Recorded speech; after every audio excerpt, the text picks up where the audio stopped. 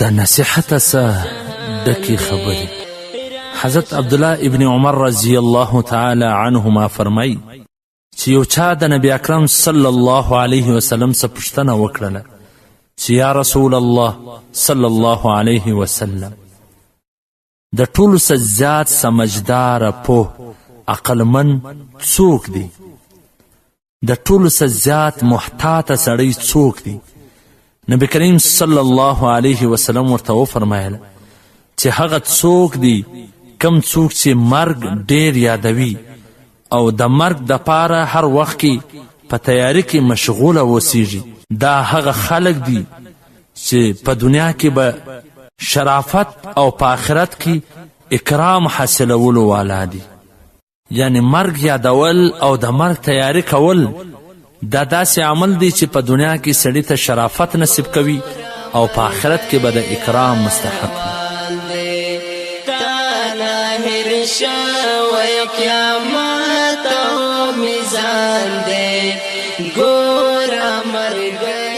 حضرت عمر بن عبدالعزیز رحمه الله یو ځلې د یو جنازې سره روانو چې کله قبرستان ادرې ته ورسېدی نو یو جلا ځای کښېناستی، په فکر او په سوچ کې سو. چا پوښتنه ځینې وکړه چې ای امیر المؤمنین، ته خو د دې جنازې د دا مړي ولی یې، ته ولې داسې جلا کښېنستلی؟ ده په جواب کې ورته وفرمایل چې خو ماته د یو قبر څه آواز راکول کیږي او هغه ماته وایي چې ای عمر بن عبدالعزیزه، تا زما څه دا پوښتنه ونه کړله چې زه د راتلونکي چا سره څنګه سلوک کوم؟ ما ورته وویل چې ضرور یې راوښیه. هغه راته وویله چې څوک ماله راسي دا قبر وایي. یعنی داسې نه چې حقیقت کې هغه غږ پر وکړي خبرې کولې، نه، ګویا هغه داسې راته وایي. وایي چې ماله څوک راسي زه کفن ورڅیرم، بدن یې ور ټوکړې ټوکړې کوم، وینه ټوله ځبېښم، غوښې ځینې خورم او د دې جوړونه یو د بله ځله بېلوم، ورنونه به د هډو څه بېلوم، موټې به د وږو څه بېلوم، دا ټول اندامونه جوړونه به یو د بله ځله بېل کړم. دا یې وویله. عمر بن عبدالعزیز په ژړا سو.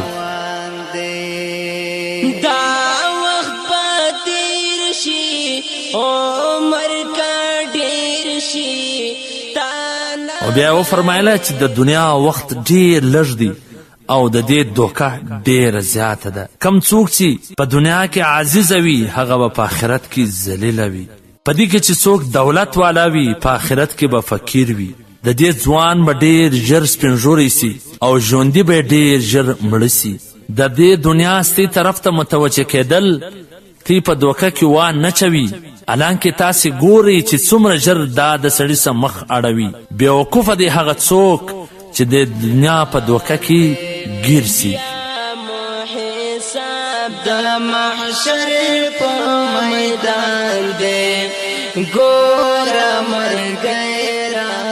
چیرې ولاړل هغه خلک چې په دنیا کې غټ غټ ښارونه آباد کړل، غټ غټ نهرونه یې راویستل، غټ غټ باغونه یې ولګول او ډېر لږ ورځې هغه تیرې کې دا ټوله شانه پرېښول ولاړل.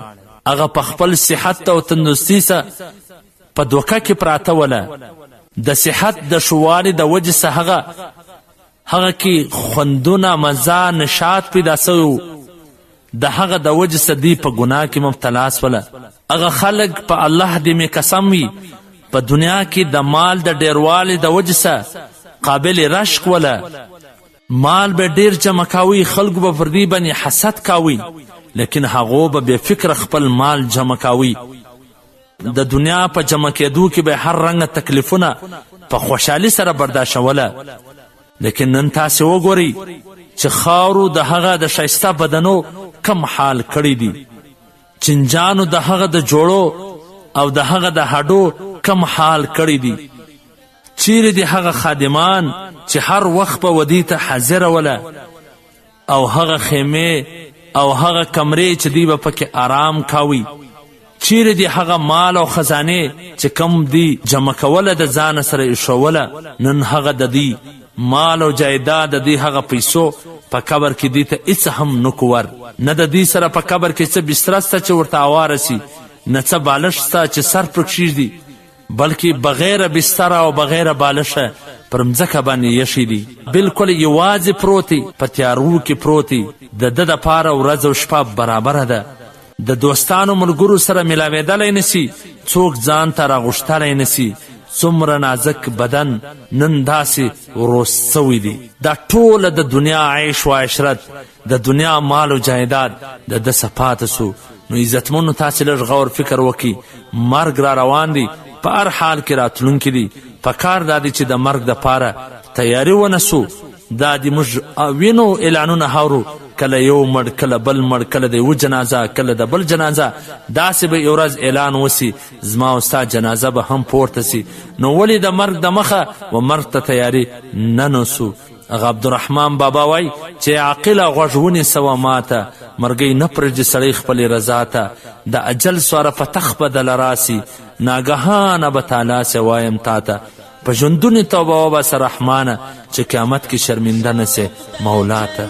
والسلام.